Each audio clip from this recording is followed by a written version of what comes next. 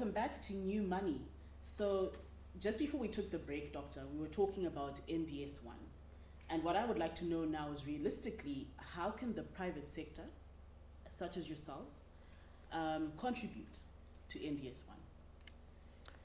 So we have different stakeholders in the private sector. So it depends, from which angle. Already we are contributing because we are playing our role in a small way. And I'm so happy we have a lot of other young entrepreneurs who are venturing into construction. Some, they are supplying hardware materials by procuring from as far as China and to come and contribute. So by doing so, they're also contributing. And we are contributing to employment creation by what we are doing already. But for us, we are saying that's not enough. We need to scale. The moment you are scale, the level of economic development is also seen through the infrastructure development. So if the infrastructure development is lagging, it's so difficult for us to talk about economic development. So if my company grows, if the other players in the construction sector grows, it means they are going to employ more people. They are going to have capacity and resources to build a high-rise building. That's what we need. Because land is being finished in Harare. We don't, in the next 5 years, we won't be having land anymore. So we need to utilize the land that is there right now. And for us to do that, we need resources. So we need to create capacity for ourselves as players. And those who are in the banking sector, they also have to come to the table and supporting players who have track record and who are doing some meaningful contribution to the sector. You've spoken there about growth.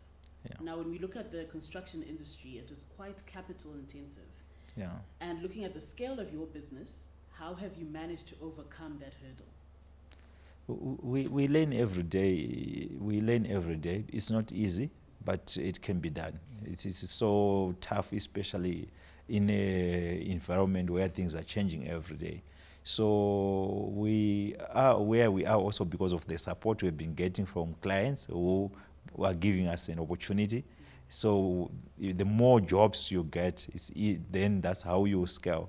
And also once you have then capacitated yourself by also buying equipment maybe on credit, there are people who are now selling equipment on credit. So it then helps us to also channel funds in other things and to also invest in other areas. Because how we can grow in our sector is for me to buy my own land and then develop, sell completed units, then I'll get the funds, I'll fund the next project. That way you can leapfrog the growth.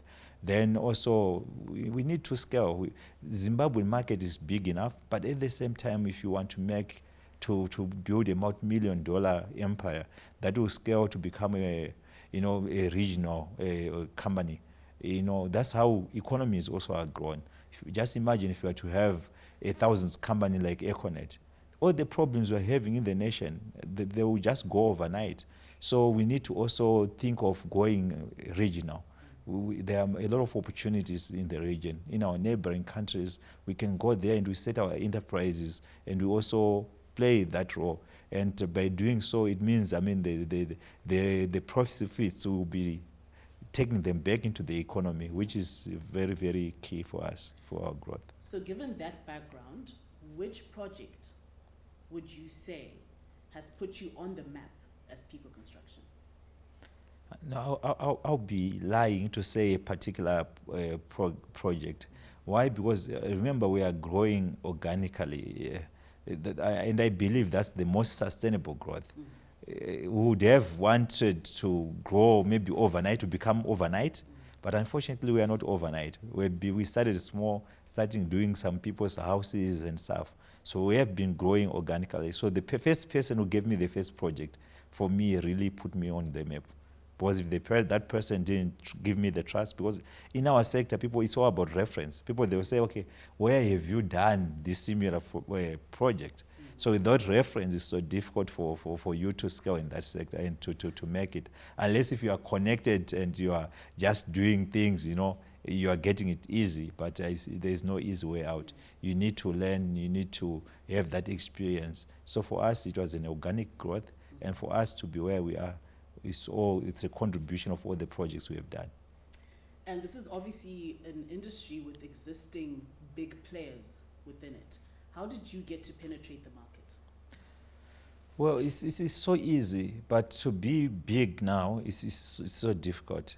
You know, for you to be entrusted to build the high rise like Joiner Center, to build right now the only construction, the biggest construction activities happening in town in Harare is the Afrixim head offices along Chitepo and Borode It's Road. quite big, yeah. It's very huge. Yeah. And if you have to check the people who are doing that, they are big players. For you to get that project, you need reference.